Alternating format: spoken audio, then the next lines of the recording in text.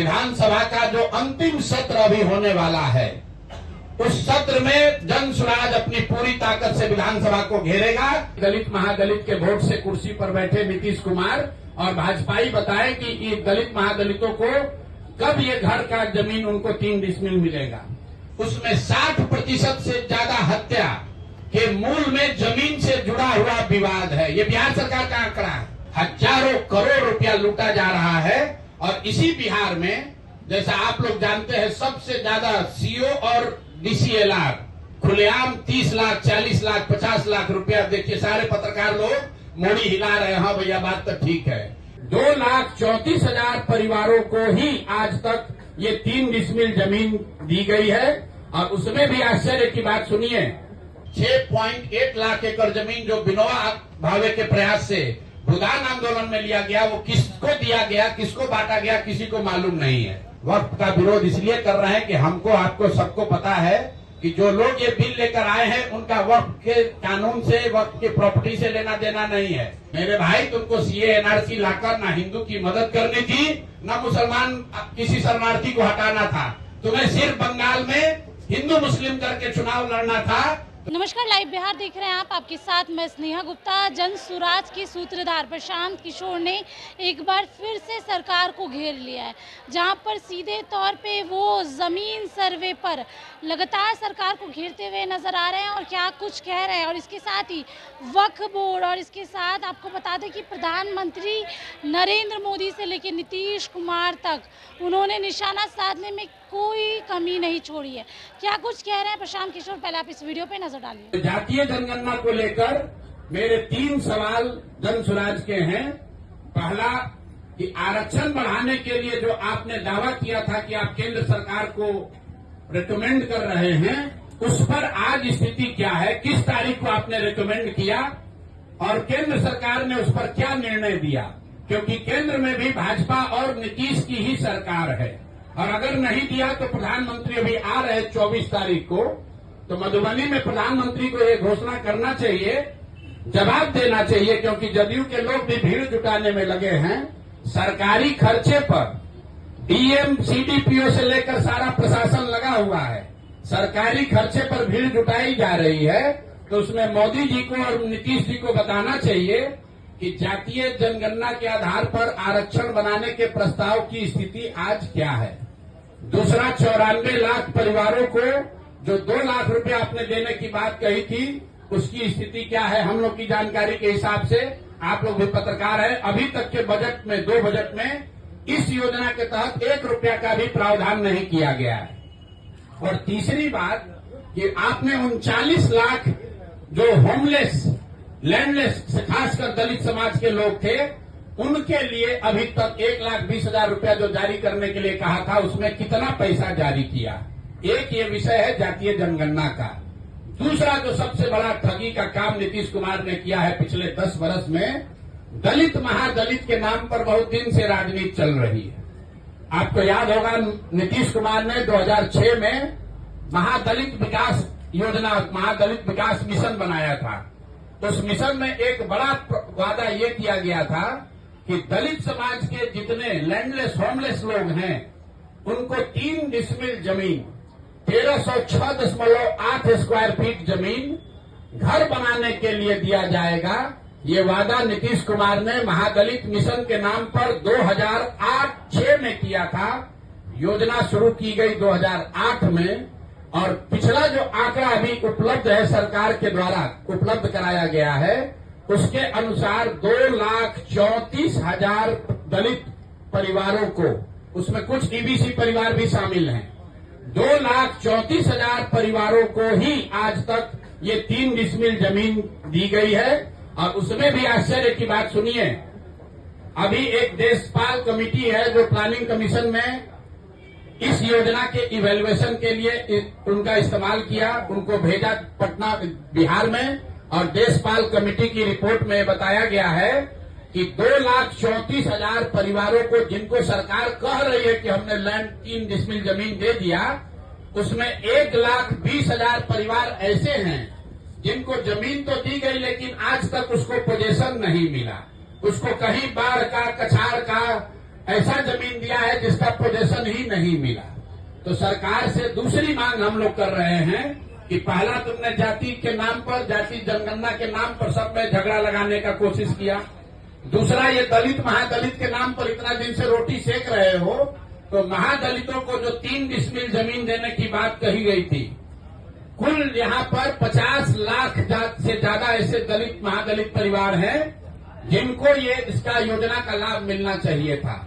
सरकार के हिसाब से सिर्फ 2,34,000 लोगों को, परिवारों को ये लाभ मिला, और केंद्र सरकार की प्लानिंग कमीशन की कमेटी बता रही है कि उस 2,34,000 में से भी 1,20,000 लोग ऐसे परिवार हैं जो कह रहे हैं कि जमीन कागजे पर मिला, जमीन आज तक हमको मिला नहीं है। तो दूसरी मांग यह है कि दलित महादलित के वोट से कुर्सी पर बैठे नीतीश कुमार और भाजपाई बताएं कि ये दलित महादलितों को कब ये घर का जमीन उनको 3 डिसमिल मिलेगा। और तीसरी बात, तीसरी एक बड़ी यहाँ पर राजनीति की जा रही है भूमि सुधार, भूमि सर्वे के नाम पर। आप में से कई लोगों को ध्यान होगा, भूमि सर्वे का काम यहाँ पर 2013 से शुरू किया गया है।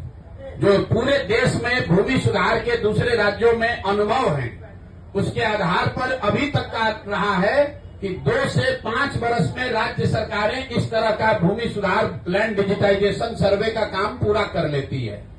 बिहार सरकार में जो लूट मची हुई है, जो कुव्यवस्था है, उसका आलम है कि 2013 में शुरू हुआ लैंड सर्वे फरवरी 2025 में अभी तक सिर्फ 17,30,000 एकड़ जमीन ही सर्वे में डिजिटाइज हुआ है, जो बिहार में उपलब्ध जमीन का 20% से कम है।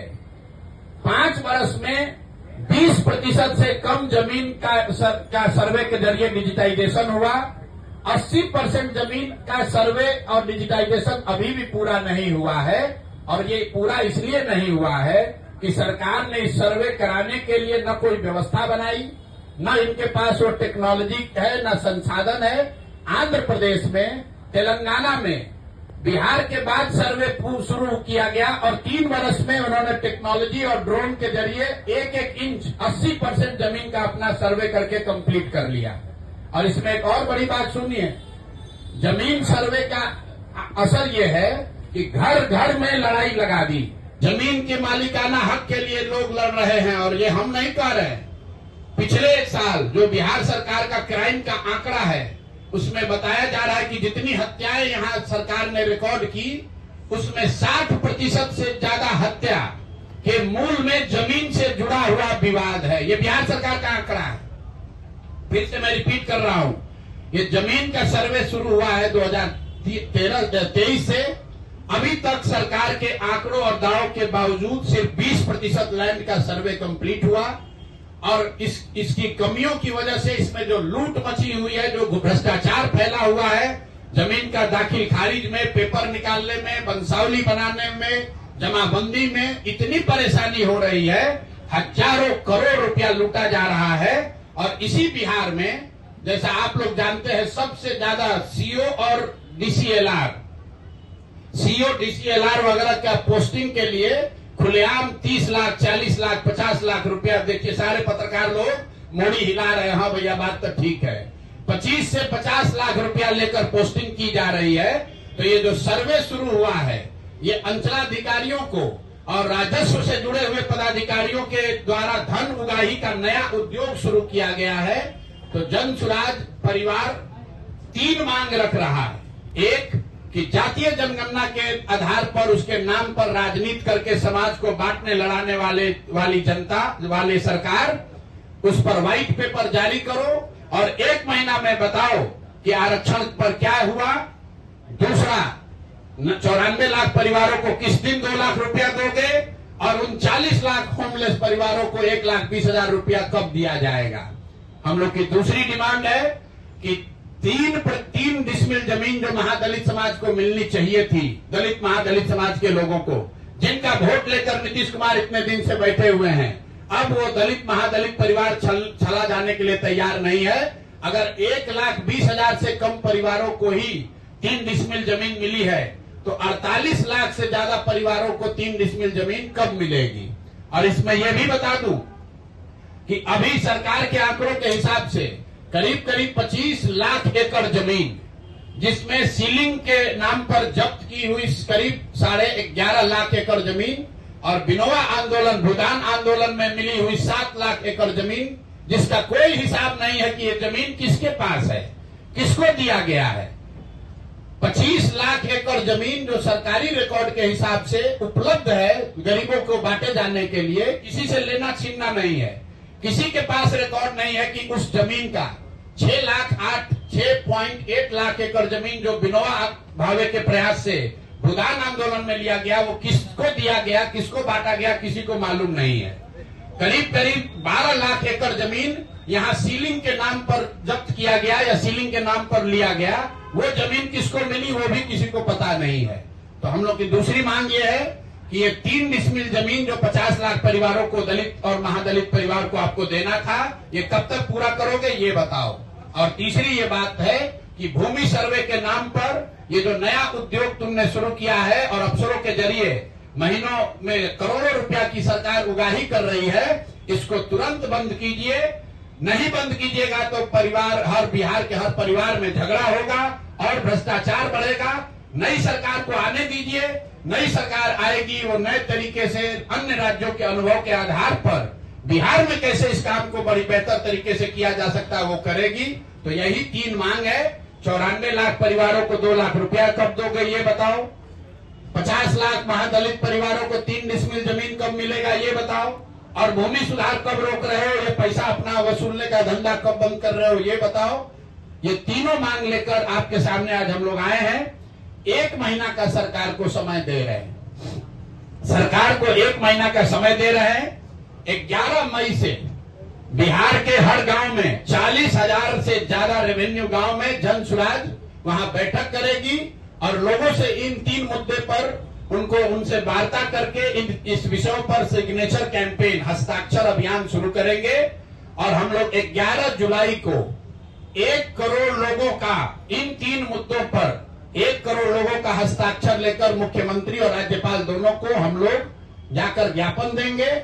लेकिन ये मामला वहीं नहीं रुकेगा। इसके बावजूद अगर सरकार ने एक्शन नहीं लिया तो आपके इंटरेस्ट के लिए बता देते हैं, इस विधानसभा का जो अंतिम सत्र अभी होने वाला है, उस सत्र में जन सुराज अपनी पूरी ताकत से विधानसभा को घेरेगा। क्योंकि विधानसभा में बैठे हुए, चाहे ये भाजपाई हैं या राजद वाले हैं, नीतीश कुमार तो है ही दोषी, ये तीनों लोग ये विधानसभा में बैठकर जनता को और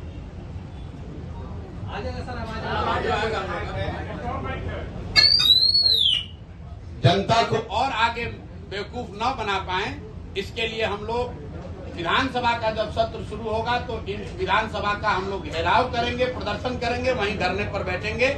इसी बात की घोषणा के लिए आज आपसे मुखातिब है। बहुत बहुत धन्यवाद। प्रशांत जी, एक तरफ आप भूमिहीनों को भूमि देने का बात करते हैं, दूसरी तरफ वक्फ बोर्ड के द्वारा जमीनों को कब्जा किया जाता है, उसका वक्फ बिल संसद बनाती है तो आप उसका विरोध करते हैं। वक्फ बिल से कितने भूमिहीनों को जमीन मिलेगा उसका प्रावधान तो हमने एक्ट में पढ़ा नहीं है। आप यंग जर्नलिस्ट हैं, आपको ज्यादा शायद जानकारी होगी। वक्फ के बिल में कहीं इस बात का जिक्र नहीं है कि अगर कल होकर वक्फ के एक्स्ट्रा जमीन को सरकार ले भी ले तो उसका लाभ बिहार के भूमिहीनों को मिलेगा। इसकी कोई चर्चा कहीं उस कानून में, एक मिनट रुकिए, आपने सवाल पूछा, आंसर देने दीजिए। इसकी कोई चर्चा उस कानून में नहीं है। कहीं उस कानून में प्रावधान नहीं है कि वक्फ में अगर गलत जमीन कोई पाई गई तो उसको लेकर भूमिहीनों के बीच में बांटा जाएगा, पहली बात। दूसरी बात, वक्फ का विरोध क्यों कर रहे हैं? वक्फ का विरोध इस पर नहीं कर रहे हैं कि वक्फ में सुधार होना चाहिए कि नहीं होना चाहिए। वक्फ का विरोध इसलिए कर रहे हैं कि हमको, आपको, सबको पता है कि जो लोग ये बिल लेकर आए हैं उनका वक्फ के कानून से, वक्फ की प्रॉपर्टी से लेना देना नहीं है। कुछ लोगों ने ये भी कहा कि ये मुस्लिम आतंकवादी को, शरणार्थी को देश से निकालने के लिए किया गया है। आप जितने यहाँ पत्रकार बैठे हैं, मैं आपको खुली चुनौती दे रहा हूँ। अभी चुनाव है, कई बार अमित शाह आएंगे, प्रधानमंत्री से तो आपका मुलाकात नहीं होगा, लेकिन अमित शाह से पूछिएगा जरूर कि 3 वर्ष से इस देश में सीए एनआरसी लागू है, कितने मुस्लिम सो कॉल्ड शरणार्थियों को इस देश से निकाला गया। और वो बात छोड़ दो, कितने हिंदुओं को आपने नागरिकता दे दी ये बता दो। बांग्लादेश से, अफगानिस्तान से, पाकिस्तान से आने वाले कितने हिंदुओं को आपने नागरिकता सीए एनआरसी में दे दी है ये बता दो। मेरे भाई, तुमको सीए एनआरसी लाकर ना हिंदू की मदद करनी थी, ना मुसलमान किसी शरणार्थी को हटाना था। तुम्हें सिर्फ बंगाल में हिंदू मुस्लिम करके चुनाव लड़ना था। तो ये हर 6 महीना पर कभी ट्रिपल तलाक है, तो कभी 370 है, तो कभी अभी वक्फ है, कभी कॉमन सिविल कोड है। जनता इतनी बेवकूफ नहीं है।